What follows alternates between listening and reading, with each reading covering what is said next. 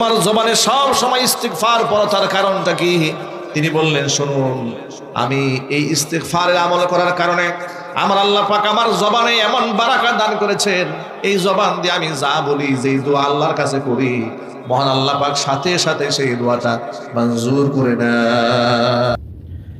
আসসালামু আলাইকুম। আব্দুর রহিম আল মাদানী হুজুরের মুখ থেকে আজকে গুরুত্বপূর্ণ আলোচনা শুনবো। তাহলে চলুন হুজুরের মুখ থেকে আজকে গুরুত্বপূর্ণ আলোচনা শোনা যাক। আহমদ ইবনে হাম্বল রাহিমাহুল্লাহ কোন এক সফরে বের হয়েছেন, খুব শীতের রাতে একটা মসজিদে ইশারের নামাজ পড়তে ঢুকেছেন। ইশারের নামাজ জামাতে শেষ করার পরে মনে মনে ভাবলেন, বাহিরে যে পরিমাণ ঠান্ডা, রাতের বেলায় পথ চলা নিরাপদ হবে না। যদি রাতটা এখানে কাটিয়ে দিতে পারতাম তাহাজ্জুদের নামাজে, সকালবেলা এখান থেকে বের হয়ে যেতাম। এই চিন্তা করে সব মুসল্লি বের হয়ে গেছে, আহমদ ইবনে হাম্বল বের হন নাই, বসে আছেন। মুয়াজ্জিন সাহেব আসলেন কিছু সময় পরে, এসে বলেন, মুরব্বী একটু বের হন, আমি গেট লাগাই দেব। আহমদ ইবনে হাম্বল নিজের পরিচয় দিলেন না। আগেই তো বলেছে আল্লাহর ওলিরা নিজের নাম ফোকাস করতে পছন্দ করেন না। তিনি বললেন, মুয়াজ্জিন সাহেব, আমি একজন পথিক মুসাফির, বাহিরে প্রচন্ড ঠান্ডা, আমি চাচ্ছি রাতটা এখানে আমি তাহাজ্জুদে কাটিয়ে দিই, কোরআন তেলাওয়াতে কাটাই, সকালবেলা ফজর পরে আমি বের হয়ে যাব। মুয়াজ্জিন সাহেব বললেন, না, আমাদের নিরাপত্তা ঝুঁকি আছে, আমরা এটা করতে পারবো না, আপনি অন্য কোথাও ব্যবস্থা করেন। মুয়াজ্জিন সাহেব তাকে মসজিদ থেকে বের হতে বাধ্য করলেন। অথচ যদি মুয়াজ্জিন সাহেব জানতেন ইনি ইমাম আহমদ ইবনে হাম্বল, মুয়াজ্জিন সাহেব তার পায়ের জুতা মাথায় নিয়ে দাঁড়ায় থাকতেন। ঠিক কিনা বলেন? কোথায় গিয়ে একটু দাঁড়াবো? অদূরেই দেখতে পেলেন যে বাজারের কর্নারে একটা অল্প বয়সের ছেলে রুটি সেঁকতেছে, খামিরা বানাচ্ছে, রুটি বানাচ্ছে, রুটি সেঁকতেছে। আহমদ ইবনে হাম্বল রাহিমাহুল্লাহ সেখানে চলে গেলেন। যাওয়ার পরে পাশে দাঁড়িয়ে বললেন, ও বালক, আমি যদি তোমার তাওয়ার পাশে দাঁড়িয়ে একটুখানি তাপ গ্রহণ করি, বসে আরাম করি, তোমার কোনো আপত্তি আছে? তিনি বললেন, মোটেও না, আপনি বসুন। বসে দেখতে পেলেন অল্প বয়সের ছেলেটা রুটি বানাচ্ছে না, আর মুখ থেকে, জবান থেকে বের হচ্ছে আস্তাগফিরুল্লাহ, আস্তাগফিরুল্লাহ।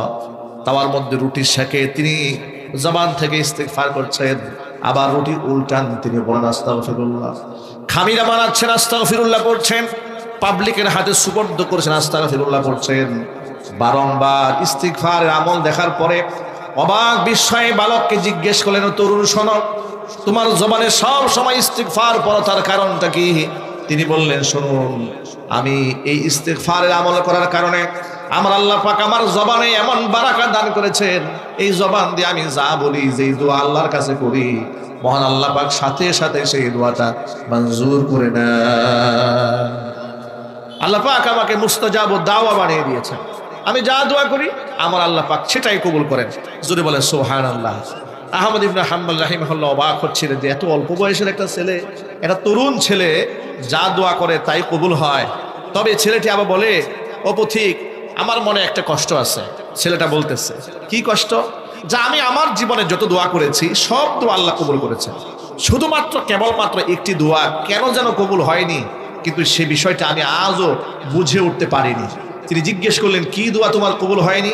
তিনি বললেন, আমি আল্লাহর কাছে দোয়া করেছিলাম যে বর্তমান জমানার শ্রেষ্ঠতম আলেম আল্লাহর ওলি আহমদ ইবনে হাম্বল আহমদ ইবনে হাম্বল হাফিজাহুল্লাহ, যদি তাকে আমি জীবনে একটা বার দেখতে পারতাম। আমি আল্লাহর কাছে যে কত দোয়া করেছি, আমি অবাক হয়ে যে আমার সব দোয়া কবুল হলো, এই দোয়াটা কেন কবুল হয় না আমার? এ কথা শোনার পরে আহমদ ইবনে হাম্বল রাহিমাহুল্লাহ নিজেকে আর আড়াল রাখতে পারলেন না। তিনি অস্ত্রসিক্ত হলেন, যুবকের সামনে নিজের পরিচয় তুলে ধরলেন। যুবক এবার তাকে বুকের সাথে জড়ায় ধরে আলিঙ্গন করলেন, কপালের মধ্যে চুমা খাইলেন। আল্লাহ পাকের শুকরিয়া আদায় করলেন যে মহান আল্লাহর কাছে যদি কোনো ব্যক্তি মন থেকে কিছু চায়, আল্লাহ পাক তাকে বঞ্চিত করেন না। কোরআনে কারীম আল্লাহ পাকের একটা ওয়াদা আছে, উজিবু দাওয়াতাদ দাঈ ইযা দাআন فَلْيَسْتَجِيبُوا لِي وَلْيُؤْمِنُوا بِي لَعَلَّهُمْ يَرْشُدُونَ। যখনই কোনো বান্দা আমাকে প্রার্থনা করে, আমাকে ডাকে, সাথে সাথে বান্দার ডাকে আমি সাড়া দেই। জোরে জোরে বলেন সুবহানাল্লাহ। এখন আমাদের মধ্যে প্রশ্ন আসবে, যদি আমার আল্লাহ সব ডাক শুনতে পান, সব দোয়া যদি কবুল করেন, কত দোয়া তো জীবনে করলাম কিন্তু কবুল তো হলো না, ঠিক কিনা বলেন?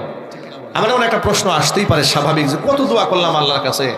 হুজুররা বলে আল্লাহ পাক সব শোনেন, আল্লাহ পাক সব দেখেন, কোরআনেও আল্লাহ বললেন যে দোয়া করলে কবুল হয়। তা আমি যে কত দোয়া করলাম, তো সে দোয়াগুলা গেল কোথায়? এই প্রশ্নের জবাব 1500 বছর আগে নবী করিম সাল্লাল্লাহু আলাইহি ওয়াসাল্লাম দান করেছেন। ইমানদার ব্যক্তির কোনো দোয়া বিফলে যায় না, এই পয়েন্টটা মনে রাখেন। আমি আবার বলছি, ইমানদার বান্দার কোনো দোয়া বিফলে যায় না। দোয়ার 3 সূরতে যে কোনো একটা হয়। সেটা কি হয়? বান্দা আল্লাহর কাছে যা চেয়েছে, আল্লাহ পাক যদি তার ওই জিনিসের মধ্যে বান্দার কল্যাণ রাখেন, তাহলে বান্দাকে তাৎক্ষণিক সেটা আল্লাহ পাক দান করেন। দোয়া কবুল হওয়ার একটা ব্যাখ্যা।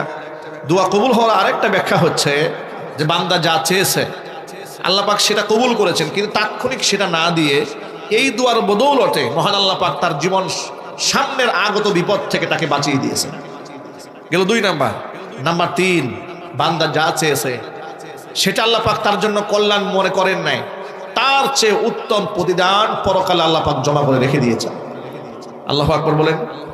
এই জন্য আল্লাহর কাছে সব সময় দোয়া করবেন। কখনো এই কথা ভাববেন না আমি যা বলি আমার আল্লাহ শোনেন না, এটা কখনোই কল্পনা করবেন না। আল্লাহর কাছে যখন আমরা যা চাবো, এমন আত্মবিশ্বাস নিয়ে আমরা চাবো যে নিঃসন্দেহে পৃথিবীর কেউ যদি নাও পায়, আমি আল্লাহর কাছ থেকে সেটা পাবো ইনশাআল্লাহ। এইভাবে আত্মবিশ্বাস নিয়ে চাইতে হয়। চাবো কার কাছে জুড়ে বলেন তো ভাই? আমাদের একমাত্র চাওয়া পাওয়া কার কাছে? আল্লাহ পাকের কাছে। কোনো পীর সাহেবের কাছে আমাদের কোনো চাওয়া পাওয়া নাই, কোনো আলেমের কাছে আমাদের কোনো চাওয়া পাওয়া নাই, কোনো দরবেশের কাছে কোনো চাওয়া পাওয়া নাই। আমরা আল্লাহর ওলিদেরকে শ্রদ্ধা করে, সম্মান করে, আলেমদেরকে মর্যাদা দিই, আলেমদেরকে সর্বোচ্চ বলতে পারি হুজুর আমার জন্য দোয়া করবেন। আপনি আমার জন্য দোয়া করেন, আমার সেহাতের জন্য দোয়া করেন, আমলের জন্য দোয়া করেন, কিন্তু কখনোই কোনো আলেমকে আপনি আপনার হেদায়েতের মালিকও মনে করবেন না, সুস্থতার মালিকও মনে করবেন না। এমনকি কোনো পীর সাহেবের মাজারে নিজের ভালো মন্দের ফয়সালা হবে, এটা কল্পনাও করা যাবে না। কয়েকদিন আগে কিশোরগঞ্জের পাকুন্দিয়াতে এক মাহফিলে যাওয়ার সময় দেখলাম রাস্তায় বড় একটা সাইনবোর্ড, বাবার দরবারে নজরানা গরুশালা। কি শালা? গরুশালা। গরুশালা, শালা মানে আবার বউয়ের ভাই শালা না, গরুশালা। এটা মানে পীর সাহেবের দরবারে যে গরুগুলা পাঠানো হবে, সেই গরুগুলা রাখার জন্য যে আয়োজন করা হয়েছে, এরকম একটা প্যান্ডেল করা হয়েছে। এই প্যান্ডেলে মুরিদরা এনে গরু রাখতেছেন, 64 জেলা থেকে বিভিন্ন জায়গায় এরকম প্যান্ডেল করা আছে। এই গরুগুলা আটটুসিতে পাঠিয়ে দেওয়া হচ্ছে। আবার আরেকজন বক্তা দেখলাম স্টেজে ওয়াজ করে বলতেছে যে আপনাদের একটা বছরে ছোট্ট থেকে একটা ছোট্ট গরু যদি বাবার দরবারে আপনারা দিতে পারেন উরসে, বিনা হিসেবে জান্নাতে যাবে। যদি বলেন নাউজুবিল্লাহ। ভাবা যায় সাধারণ মানুষকে কিভাবে ধোঁকা দিয়ে বোকা বানায়। এই জন্য এই সমস্ত দরবারে মানুষের চেয়ে গরুর সংখ্যা বেশি হয়, আর দেখতে মানুষের মতো যেগুলোকে মনে হয়, এগুলো আকার আকৃতিতে মানুষ হলেও জ্ঞানে বুদ্ধিতে আমলে গরুর চাইতেও নিকৃষ্ট। ঠিক না? ঠিক ছিল বলেন। কারণ এরা পীর সাহেবকে জান্নাত জাহান্নামের মালিক মনে করে। এমন কথাও বলে যে আমাদের জান কবজ হবে না আমাদের মুর্শিদের ইশারা ছাড়া। এমন কথাও বলে যে আমাদের কবরে কোনো সোয়াল জবাব হবে না মুর্শিদের ইশারা ছাড়া। এটা যদি বলে নাউজুবিল্লাহ। এমন কথাও বলে, আমার কাছে এই বক্তব্যগুলো আমি রেকর্ড রেখেছি, এমন কথাও বলে যে উম্মতের হায়াত নবীর হাতে আর মুরিদের হায়াত মুর্শিদের হাতে। এমন জঘন্য কুফরি কথা বলে বলে মানুষদেরকে ঈমান হরণ করে, মানুষদেরকে বিভ্রান্ত করে। আল্লাহ পাক যেন আমাদেরকে হেদায়েত দান করেন, জোরে করে আমিন। সম্মানিত ভিউয়ার্স, ভিডিও সম্পর্কে আপনার মতামত কমেন্টসে লিখবেন। ভিডিওটিকে লাইক দিয়ে চ্যানেলটি সাবস্ক্রাইব করে রাখবেন। আসসালামু আলাইকুম।